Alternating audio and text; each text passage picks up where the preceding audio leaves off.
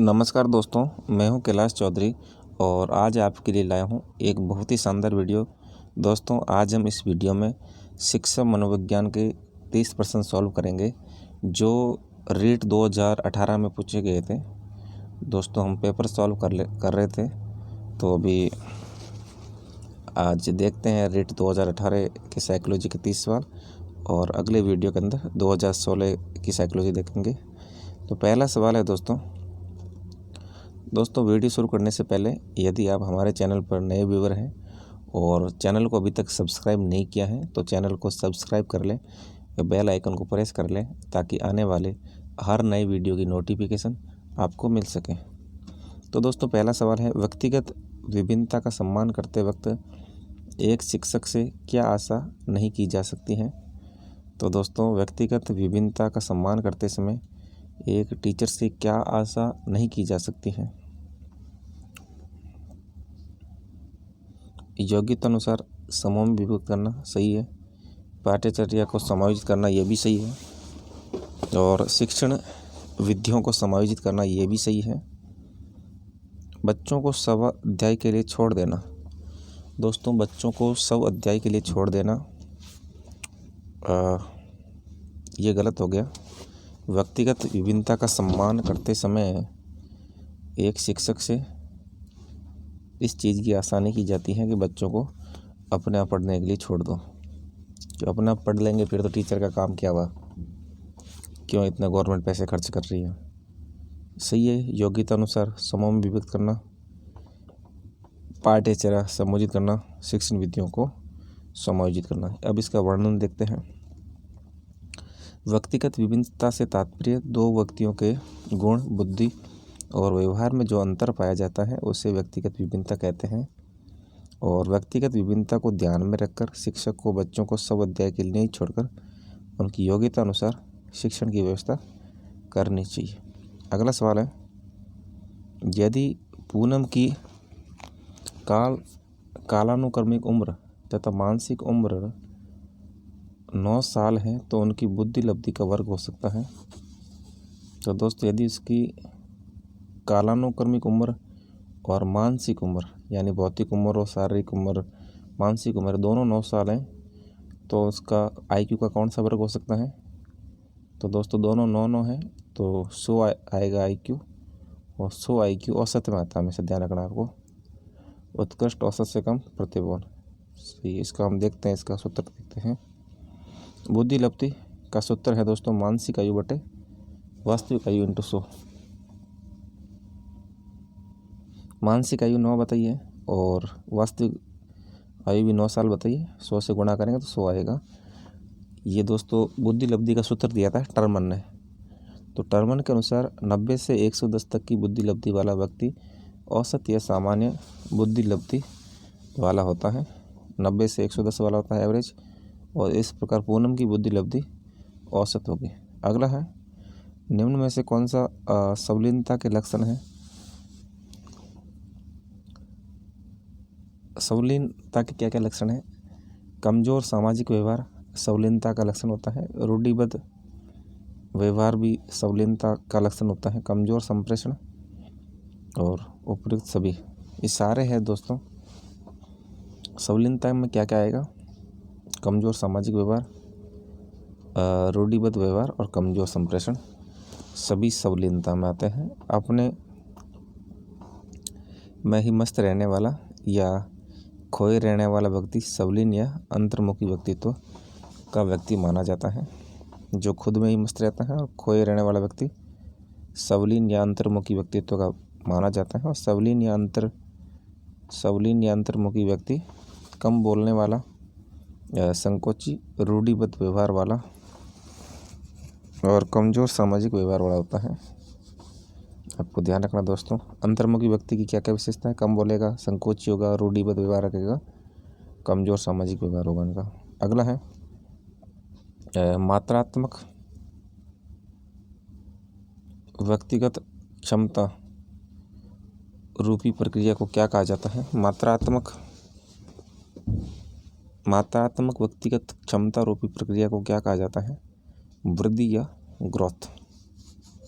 आपको ध्यान रखना है, मात्रात्मक व्यक्ति की क्षमता रूपी प्रक्रिया को वृद्धि या ग्रोथ कहते हैं। विकास नहीं होगा, विकास में मात्रा नहीं होती दोस्तों, संतुलन गलती भी गलत है। अभिवृद्धि बालक के शरीर तथा अंगों के आकार तथा भार, लंबाई, ऊंचाई में होने वाले परिवर्तन को अभिवृद्धि कहते हैं। अभिवृद्धि किसे कहते हैं? बालक के शरीर तथा अंगों का आकार, भार, लंबाई तथा ऊंचाई में होने वाले परिवर्तन को अभिवृद्धि कहते हैं। और अभिवृद्धि मात्रात्मक परिवर्तनों को कहा जाता है जिन्हें मापा जा सकता है। अभिवृद्धि में दोस्तों मात्रात्मक परिवर्तन होता है। और विकास में क्या होता है? मानसिक डेवलपमेंट होता है। किशोर अवस्था में एक बच्चे के उचित विकास हेतु माता पिता तथा शिक्षक निम्न कार्य कर सकते हैं। तो दोस्तों किशोर अवस्था में एक बालक के उचित विकास हेतु उसके माँ बाप या टीचर क्या कार्य कर सकते हैं? लिंग शिक्षा का उचित ज्ञान दे सकते हैं, उचित वातावरण प्रदान कर सकते हैं, परामर्श तथा मार्गदर्शन सेवा की व्यवस्था कर सकते हैं। ये तीनों कार्य कर सकते हैं तो उपयोग सभी आएगा। किशोर अवस्था में बालक में क्रांतिकारी शारीरिक, मानसिक, संवेगात्मक और भावात्मक परिवर्तन होते हैं। अब सभी जानते हैं दोस्तों किशोर अवस्था में ये सारे परिवर्तन आते हैं, शारीरिक, मानसिक, संवेगात्मक, भावात्मक। किशोर अवस्था में बालक को उचित वातावरण में लिंग शिक्षा का ज्ञान तथा परामर्श और मार्गदर्शन प्रदान करने हेतु उचित शिक्षा की व्यवस्था की जानी चाहिए। अगला है, निम्न में से कौन क्रियात्मक शोध से संबंधित नहीं है? तो दोस्तों कौन सा क्रियात्मक शोध से संबंधित नहीं है हम देखते हैं। क्रियात्मक शोध सिद्धांत निर्माण में सहायता करता है। तो दोस्तों ये तो सही हो गया। क्रियात्मक शोध क्या है? सिद्धांत निर्माण में सहायता करता है, तो बिल्कुल सही है। गलत होगा, यहाँ पर गलत पूछ रहा है। सॉरी तो मैंने दोस्तों गलती से क्यों नहीं पूछा यहाँ, तो ये गलत है।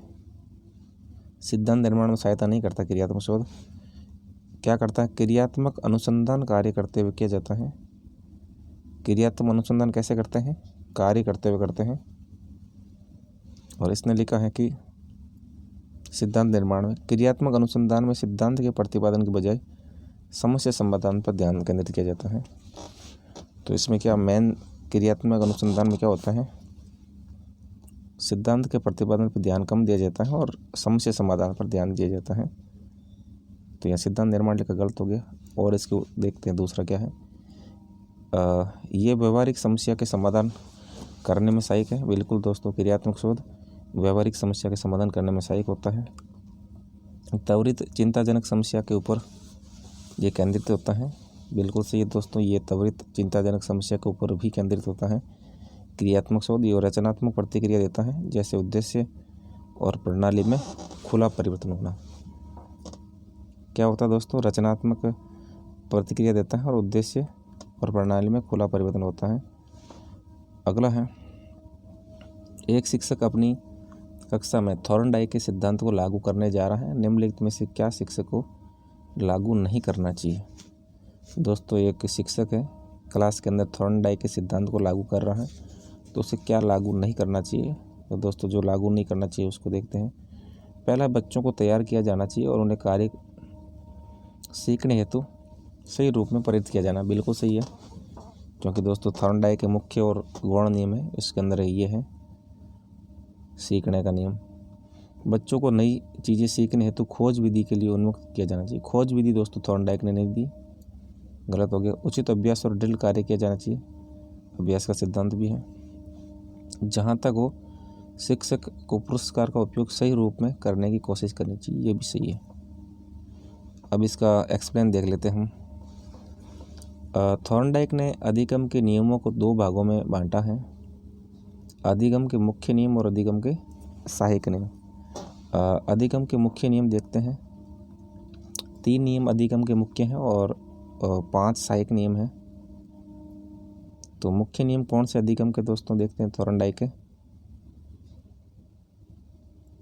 तत्परता का नियम, अभ्यास का नियम और प्रभाव का नियम। अधिगम के मुख्य नियमों के अंदर तत्परता, अभ्यास और प्रभाव याद रखना दोस्तों। आप कैसे भी ट्रिक के द्वारा भी आप इनको याद रख सकते हैं, या तत्परता से प्रभावशाली अभ्यास करो, कुछ भी याद कर लो आप। अधिगम के सहायक नियमों के अंदर बहु अनुक्रिया का नियम, मनोवर्ती का नियम, आंशिक अनुक्रिया का नियम, सादृश्यता का नियम और साहचर्य व्यवहार का नियम।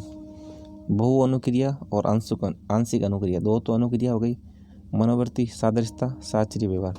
तो दोस्तों सवाल कई बार पूछे जाते हैं कि ये 3 दे दिए, चौथा इनमें से कोई एक दे दिया कि निम्न में से थॉर्नडाइक का कौन सा मुख्य नियम नहीं है। तो इस तरह दोस्तों अपन गलत कर देते हैं, ये एग्जैक्ट याद होना चाहिए हमारे को। अगला है बाल्यावस्था के दौरान अपने तथा दूसरों के नज़रिए में फ़र्क करने में अयोग्यता को कौन दर्शाता है? आत्म केंद्रित या इको सेंट्रिसिज्म होता है। इकोसेंट्रिसिज्म या आत्म केंद्रित होता है। वो क्या करता है दोस्तों? बाल्यावस्था के दौरान अपने तथा दूसरे के नज़रिए में फ़र्क करने में अयोग्यता को दर्शाता है। बिल्कुल सही है दोस्तों, सही उत्तर होगा ईगो सेंट्रिसिज्म। आत्म केंद्रित अवस्था है यानी ईगो सेंट्रिसिज्म में बालक अपने तथा दूसरे के नज़रिए में भेद नहीं कर पाता है। तो दोस्तों आपको ध्यान रखना है कि आत्म केंद्रित अवस्था में बालक अपने और दूसरे के नज़रिए में भेद नहीं कर पाता है। अगला है जब कोई बारंबार अपनी कमजोरियों से निकलने में असफल होता है और कुछ प्रवीणता हासिल करता है तथा साधारण रूप से अधीनता या अपकर्ष को ज़्यादा बल देने लगता है, तो ऊपरी लिखित तथ्य को किसने हीन भावना कहा है? तो हीन भावना किसने कहा? अल्फ्रेड एडलर ने कहा है। इसका एक्सप्लेन देखते हैं। अल्फ्रेड एडलर का कहना है कि बालकों में सामान्य हीनता की भावना उनमें संदेह उत्पन्न करती है और बालकों को अनिर्णायक, कमजोर, शर्मीला और कायर बना देती है। अगला है अत्यंत निपुणतापूर्ण अधिगम पद्धति जिस पर बंडूरा तथा वॉल्टर ने बल दिया है। ये दोस्तों अत्यंत निपुणतापूर्ण अधिगम पद्धति है जिस पर बंडूरा ने और वॉल्टर ने बल दिया है। कौन सी पद्धति थी? ये थी निरीक्षण युक्त अधिगम या अनुकरण का सिद्धांत। क्या नाम है दोस्तों? निरीक्षण युक्त अधिगम या अनुकरण का सिद्धांत। अल्बर्ट बंडूरा ने सामाजिक अधिगम का सिद्धांत दिया था और सामाजिक अधिगम के अंतर्गत प्राणी जो कुछ भी सीखता है वह दूसरों को देखकर, सुनकर या समझकर सीखता है। अगला दोस्तों शिक्षा के अधिकार अधिनियम के अंतर्गत निम्न में से क्या शिक्षक के कार्य नहीं माने गए हैं? तो दोस्तों ये शिक्षा का अधिकार अधिनियम है 2009 वाला है जो 2010 में लागू हुआ। इसमें शिक्षक के 3 कार्य हैं और एक नहीं है जो नहीं को चिन्हित करना है। एक निश्चित समय में पाठ्यक्रम पूरा करना बिल्कुल है। शिक्षक को खुद को व्यक्तिगत ट्यूशन में व्यस्त रखना चाहिए, गलत है दोस्तों। व्यक्तिगत ट्यूशन का विरोध किया गया, इसमें मना ही है, कानूनी कार्रवाई हो सकती है यदि आप प्राइवेट ट्यूशन कराओगे तो। विद्यालय के लिए नियमितता बनाए रखना चाहिए तथा समय का पाबंद होना चाहिए, बिल्कुल सही है। विद्यालय के लिए आपको क्या है? नियमितता बनाए रखना चाहिए और समय के लिए पाबंद होना चाहिए और हर बालक के अधिगम क्षमता को समझकर उसकी ज़रूरत के अनुसार उन्हें अतिरिक्त अनुबोध प्रदान करना चाहिए, ये भी सही है। शिक्षा का अधिकार अधिनियम 1 अप्रैल 2010 को जम्मू कश्मीर को छोड़कर संपूर्ण देश में लागू किया गया। अब तो दोस्तों अनुच्छेद 370 हटने के बाद जम्मू कश्मीर में भी लागू हो चुका है शिक्षा का अधिकार अधिनियम। और इस अधिनियम की धारा 28 है के अनुसार सरकारी शिक्षक राजकीय सेवा के अतिरिक्त किसी भी प्रकार के प्राइवेट ट्यूशन नहीं करा पाएंगे। तो दोस्तों कई बार पूछ लेते हैं ये कौन सी धारा में है? अनुच्छेद 28 नंबर की धारा के अंदर है। फ्राइड की अनुशंसित व्यक्तित्व की बनावट के अनुसार निम्न में से कौन मूलभूत तीव्र इच्छा के उठने के साथ ही तुरंत तथा अनैच्छिक रूप से सभी नियम तथा जीवन की सत्यता तथा नैतिकता की अवहेलना करते हुए संतुष्ट करता है? इदम आएगा दोस्तों। फ्राइड ने मनोविश्लेषणात्मक सिद्धांत का प्रतिपादन किया था और फ्राइड ने व्यक्तित्व के 3 अंग बताए। इदम क्या है? ये आनंद सिद्धांत है और इसमें वासनाएं और दमित इच्छाएं होती हैं। इदम में क्या होता है? हम सोचते हैं कि ये कोई गलत काम करने के लिए प्रेरित होते हैं, आनंद लेते हैं गलत चीज़ों का। वासनाएं और दमित इच्छाएं होती हैं। अहम में फिर हम सोचते हैं कि अहम हमारे व्यवहार को नियंत्रित करता है और ये हमारी इच्छाओं और वास्तविकताओं के मध्य संतुलन स्थापित करता है। और दोस्तों काफ़ी हद तक रोकता है हमें कि यार ऐसे करेंगे तो हम पकड़े जाएंगे। और परम अहम में क्या होता है? ये आदर्शवादी व्यवहार की ओर अग्रसर करता है। यानी कि जैसे हम कोई गलत कार्य कर रहे हैं तो हम सोचते हैं कि गलत कार्य करना नैतिक दृष्टि से गलत है, यानी आदर्शवादी होता है इसके। तो ये तीनों के अंदर ये फ़र्क है। तो देख लिया आपने, मूलभूत तीव्र इच्छा के उठने के साथ ही तुरंत तथा अनैच्छिक रूप से जीवन के नियम की सत्यता और नैतिकता का अवहेलना करते हुए संतुष्ट, इदम ही है। अगला है दोस्तों, निम्न में से किस तकनीक के अंतर्गत एक बच्चा किसी चीज़ को हासिल करता है जिसे बाद में वो इच्छुक चीज़ें, कार्य तथा लाभ में बदल सकता है? तो इसे दोस्तों क्या कहेंगे? टोकन इकोनॉमी कहेंगे। टोकन इकोनॉमी में क्या होता है? एक बच्चा किसी चीज़ को हासिल करता है और जिसे बाद में वो अपनी इच्छुक कार्य या लाभ में बदल सकता है। टोकन इकोनॉमी किसे कहते हैं? व्यवहार परिवर्तन हेतु विकसित की गई तकनीक है और जिसमें इच्छित व्यवहार को बढ़ाया जाता है और अनिश्चित व्यवहार को घटाया जाता है। टोकन इकोनॉमी में क्या होता है दोस्तों? इच्छित व्यवहार को बढ़ाते हैं और अनिश्चित व्यवहार को घटाते हैं।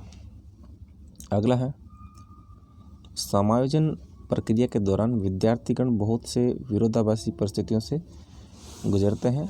दोस्तों जो समायोजन प्रक्रिया होती है, एडजस्टमेंट प्रोसेस, इसमें क्या होते हैं? विद्यार्थीगण बहुत सी विरोधाभासी परिस्थितियों से गुजरते हैं। उदाहरण स्वरूप, एक विद्यार्थी शिक्षक के सामने अपनी गलतियों को स्वीकार करना चाहता है, पर इसके साथ ही वह शिक्षक द्वारा दंडित होने से भी डर रहा है। और निम्न में से किसके सापेक्ष्य में इसे अच्छी तरह समझाया गया है? तो दोस्तों ये कौन सा इसके अंदर है? इसके अंदर है पद्धति वर्जन विरोधाभासी परिस्थिति। इसमें सही होगा पद्धति वर्जन विरोधाभासी परिस्थिति। समायोजन प्रक्रिया के दौरान विद्यार्थी बहुत से विरोधाभासी परिस्थितियों से गुजरते हैं और उदाहरण स्वरूप, एक विद्यार्थी शिक्षक के सामने अपनी गलतियों को स्वीकार करना चाहता है और इसके साथ ही वे शिक्षक द्वारा दंडित होने से भी डर रहा है।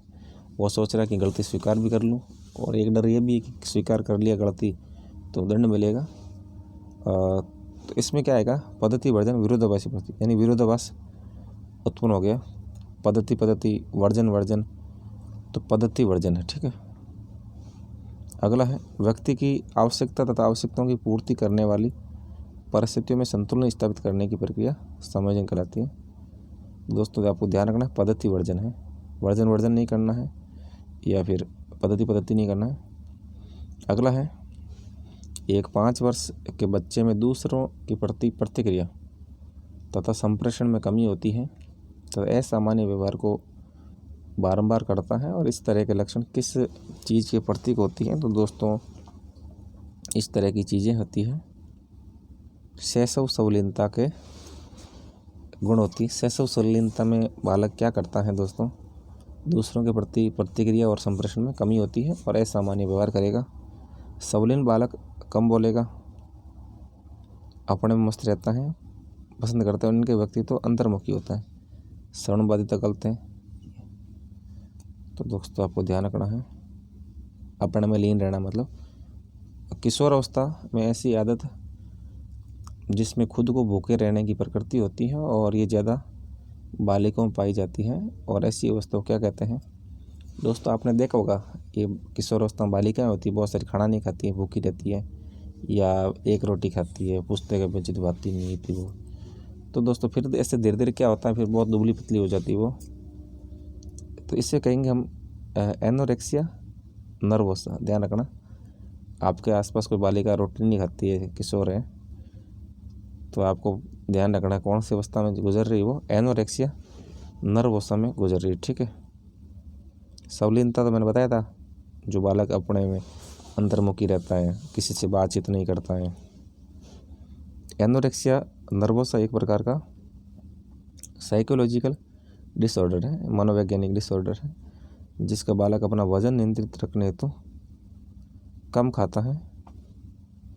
हाँ, वो लड़कियां सोचती है मोटी हो जाऊंगी पर मैं अच्छी नहीं लगूंगी, परिणाम स्वरूप बालक का वजन बहुत कम हो जाता है।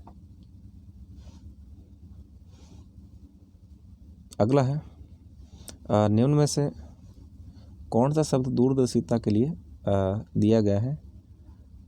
ऑप्टिक एट्रोपी, एक्टिमेटिक्स, हॉर्ड प्रोक्सिया, रिफ्लेक्शन। ये दोस्तों बोनस है, इसमें से कोई भी सही नहीं है, क्योंकि दूरदर्शिता के लिए कोई भी वर्ड नहीं है इनमें से, डिलीट किया तो हुआ था सवाल ये। सीखने का व्यवहारिक सिद्धांत किसके द्वारा दिया गया? दोस्तों व्यवहारिक सिद्धांत भी थॉर्नडाइक, गॉर्डनर, कॉलर, हल। इसमें बोनस मिला था दोस्तों, वर्दिमर, कॉलर और कॉपका द्वारा सूझ और अंतर्दृष्टि का सिद्धांत दिया गया था। वर्दिमर, कॉलर और कॉपका, ये तीनों थे, वर्दिमर, कॉलर और कॉपका ने, इन्होंने सूझ और अंतर्दृष्टि का सिद्धांत दिया था। आपको ध्यान रखना है, जिसे पूर्णाकार समग्रता का सिद्धांत भी कहते हैं।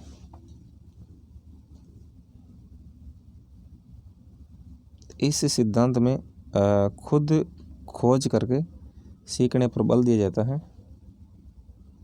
इसमें क्या होता है सिद्धांत दोस्तों, स्वयं खोज करके सीखने पर बल दिया जाता है। पूर्णाकार या समग्रता के सिद्धांत में बोनस मिला इसमें। वर्दिमर, कॉलर को आपको सबको पता दोस्तों, बहुत ज़्यादा फेमस नाम है सूझ और अंतर्दृष्टि के सिद्धांत में। अगला है, निम्न में से कौन सी संस्था प्रशिक्षण नियमावली तथा कार्यक्रमों का विकलांगता पुनर्वास के क्षेत्र में भारत में क्रियान्वयन करता है? दोस्तों ये तो कौन सा संगठन है? तो इसमें क्रियान्वयन करता है भारतीय पुनर्वास परिषद। आपको ध्यान रखना है कि भारतीय पुनर्वास परिषद है, ये क्या करता है?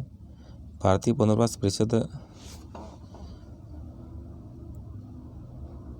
प्रशिक्षण नियमावली तथा कार्यक्रम का विकलांगता पुनर्वास के क्षेत्र में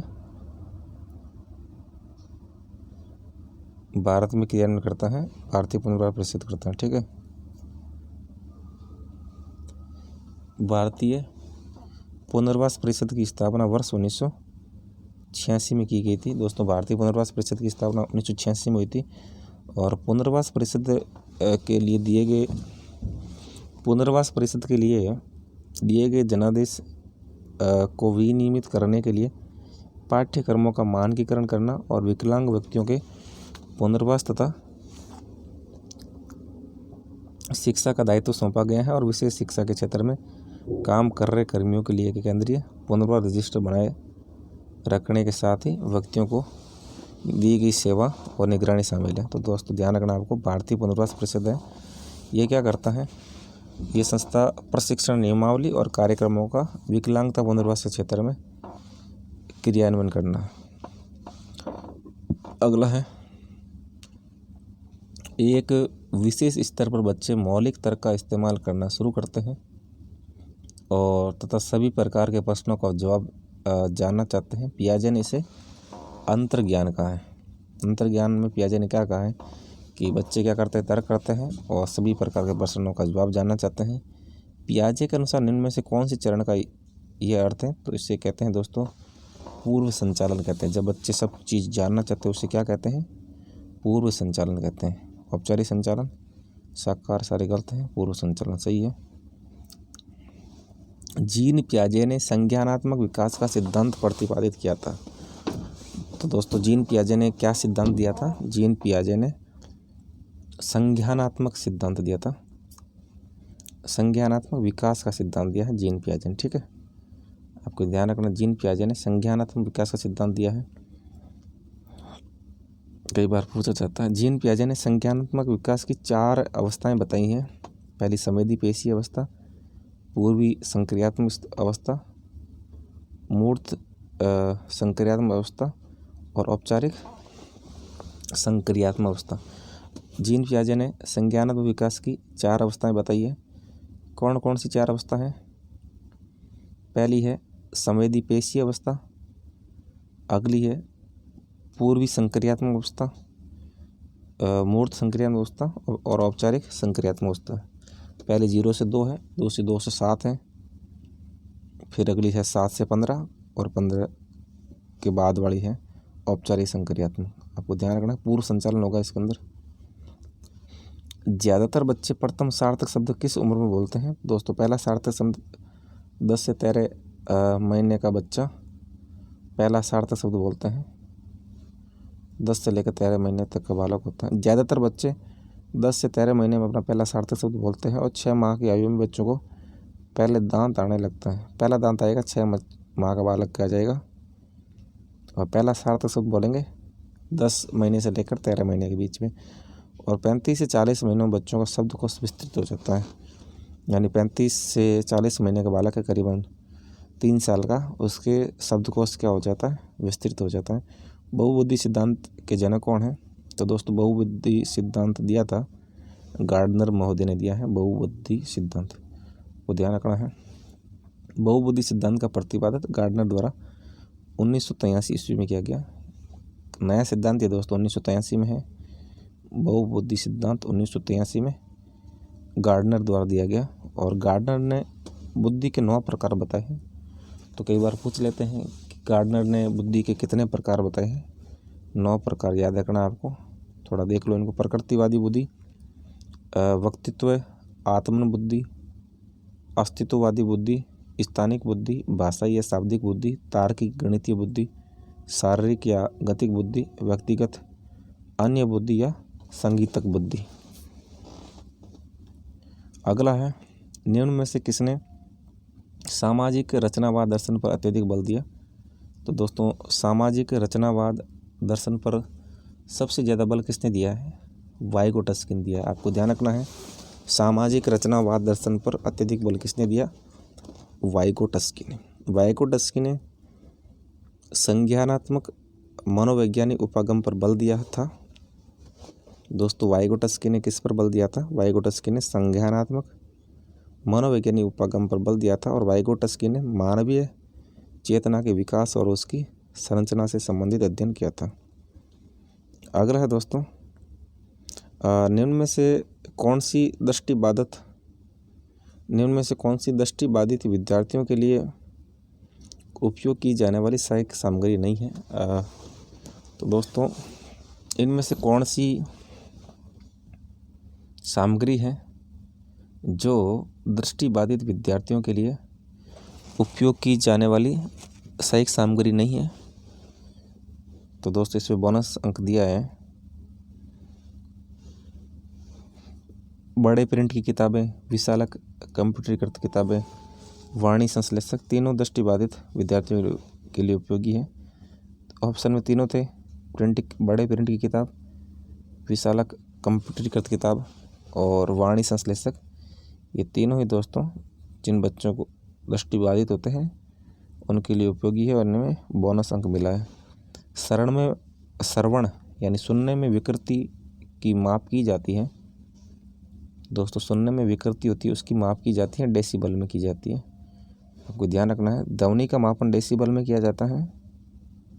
ध्वनि का माप किस में करेंगे? डेसिबल में करेंगे और इसलिए श्रवण में विकृति को भी डेसिबल में मापा जाता है। ध्वनि मापते डेसिबल में, इसलिए सुनने की विकृति को भी डेसिबल में मापते हैं। आपको ध्यान रखना है। अगला है निम्नलिखित में से कौन सूक्ष्म चलन कौशल का उदाहरण है? तो दोस्तों इनमें से कौन सा है जो सूक्ष्म चलन कौशल के उदाहरण है? सूक्ष्म चलन कौशल के उदाहरण है लिखना। लिखना क्या है दोस्तों? लिखना सूक्ष्म चलन कौशल का उदाहरण होता है। आपको ध्यान रखना है, निम्न में से कौन सा है जो सूक्ष्म चलन कौशल का उदाहरण है? लिखना है, सूक्ष्म चलन कौशल का उदाहरण होता है। चढ़ना गलत है, कूदना गलत है, दौड़ना गलत है। भाषा शिक्षण में 4 प्रकार के कौशल होते हैं दोस्तों। भाषा शिक्षण में 4 प्रकार के कौशल कौन कौन से हैं? श्रवण कौशल, वाक कौशल, पठन कौशल और लेखन कौशल। श्रवण, वाक, पठन, लेखन, और लेखन के अंदर आ गया सूक्ष्म चलन कौशल। स्कीमा का मतलब क्या है? तो दोस्तों स्कीमा का मतलब होता है लंबे समय के याददाश्त में सूचना के संगठित पैकेट्स का एकत्रित होना। स्कीमा किसे कहते हैं? स्कीमा कहते हैं लंबे समय की याददाश्त में सूचना के संगठित पैकेट्स को एकत्रित करना कहते हैं स्कीमा। और मनोविज्ञान के अंतर्गत लंबे समय में याददाश्त में सूचना के संगठित पैकेट्स का एकत्रित होना स्कीमा कहलाता है। दोस्तों आप समझ गए, लंबे समय तक जो याददाश्त संगठित पैकेट्स एकत्रित करते हैं स्कीमा होता है। अगला है सूचना प्रक्रमण सिद्धांत। बुद्धि को सूचना प्रक्रमण सिद्धांत क्या करता है? बुद्धि को विभिन्न आधारभूत कौशलों में विभक्त करने के लिए जाने जाते हैं, जिसे लोग सूचना प्राप्त करने, प्रक्रमण करने, तर्क देकर समस्या समाधान के लिए उपयोग करते हैं। और इस तरह के सिद्धांत का प्रतिपादन करने हेतु किसे माना गया? इसका प्रतिपादन किसने दिया? रॉबर्ट स्टर्नबर्ग ने दोस्तों सूचना प्रकरण सिद्धांत दिया था। सूचना प्रकरण सिद्धांत किसने दिया? रॉबर्ट स्टर्नबर्ग ने दिया। इसने बुद्धि के त्रिआयामी सिद्धांत का प्रतिपादन रॉबर्ट स्टर्नबर्ग ने किया। तो दोस्तों बुद्धि के त्रिआयामी सिद्धांत का प्रतिपादन किसने किया? बुद्धि के त्रिआयामी सिद्धांत का प्रतिपादन रॉबर्ट स्टर्नबर्ग ने किया। तो आपको ध्यान रखना, बुद्धि के 3 आयामी सिद्धांत का प्रतिपादन रॉबर्ट स्टर्नबर्ग ने किया है। सूचना प्रक्रमण सिद्धांत बुद्धि को विभिन्न आधारभूत कौशलों में विभक्त करने के लिए जाने जाते हैं, जिसे लोग सूचना प्राप्त करने, प्रक्रमण करने, तर्क देकर समस्या समाधान के लिए उपयोग करते हैं। और इस तरह का सिद्धांत रॉबर्ट स्टर्नबर्ग ने दिया। अगला है निम्न में से निम्न दिए गए IQ स्तर में शिक्षणीय वर्ग को चुनें। शिक्षणीय स्तर कौन सा है? निम्न दिए गए IQ स्तर में शिक्षणीय वर्ग कौन सा है? 70 से 90 और 50 से 70। 50 से 70 और 70 से 90 क्या है दोस्तों? शिक्षणीय वर्ण है, शिक्षणीय वर्ग है। 50 से 70 और 70 से 90 क्या है? शिक्षणीय वर्ग है। विकल्प ए और सी सही है, 30 से 50 गलत है।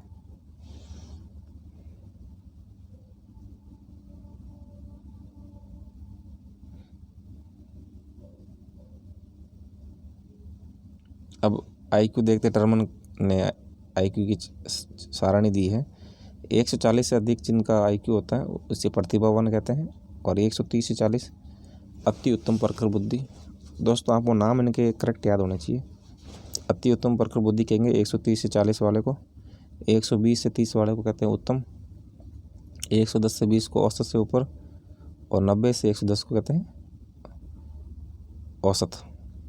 90 से 110 औसत है, 110 से 120 औसत से ऊपर, 120 से 130 उत्तम, 30 से 40 अति उत्तम, और 140 से अधिक प्रतिभावान। फिर 80 से 90 कहेंगे औसत से नीचे, मंद बुद्धि या पिछड़े। तो दोस्तों तीनों शब्द आते हैं, पिछड़े बालक, मंद बुद्धि बालक या औसत से नीचे। 80 से 90 है। 70 से 80 है हीन सीमांत दोषपूर्ण, ये अलग कैटेगरी हीन सीमांत दोषपूर्ण है। 70 से 80। 60 से 70 होता है बुद्धि या बुद्धू कहते हैं ना, बुद्धू है क्या तुम, अल्प बुद्धि। 60 से 70 होता है। उदासीन होता है 50 से 60। उदासीन बालक होता है 50 से 60 के बीच होता है। और 25 से 50 होता है मूर्ख बुद्धि, जिसे मॉरन कहते हैं अंग्रेजी के अंदर। 25 से 50 मूर्ख बुद्धि हो गया। 0 से 25 हो गया वज्र मूर्ख या जड़ बुद्धि। जो इडियट कहते हैं ना, 3 इडियट कहते हैं वज्र मूर्ख या जड़ बुद्धि को।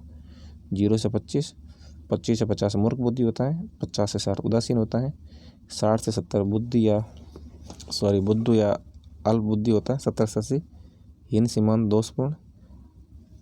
ये आपको ध्यान रखना दोस्तों। अंतिम सवाल है आनुवंशिकता की इकाई क्या है? तो दोस्तों जीन है जो आनुवंशिकता की इकाई होती है। क्रोमोसोम आनुवंशिकता की इकाई नहीं होती है।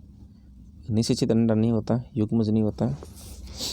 आनुवंशिकता की इकाई किसे कहते हैं? आनुवंशिकता की इकाई कहते हैं जीन को। आपको ध्यान रखना, आनुवंशिकता की इकाई जीन को कहते हैं। जीन आनुवंशिकता की इकाई है और वे निर्देश हैं जो शरीर का खाका बनाते हैं और वे उन प्रोटीनों के लिए कोड करते हैं जो किसी व्यक्ति की सभी विशेषताओं को निर्धारित करते हैं। गुणसूत्र या क्रोमोसोम सभी वनस्पतियों या प्राणियों की कोशिकाओं में पाए जाने वाले तंतु रूपी पिंड होते हैं और जो कि सभी आनुवंशिक गुणों को निर्धारित या संचालित करते हैं। प्रत्येक प्रजाति में गुणसूत्रों की संख्या अनिश्चित होती है। तो दोस्तों इसी के साथ ये हमारे 30 सवाल थे रीट 2018 के, ये पूरे होते हैं। तो दोस्तों आज के लिए बस इतना ही। आपको वीडियो कैसा लगा कमेंट करके ज़रूर बताएं। जय हिंद, जय भारत।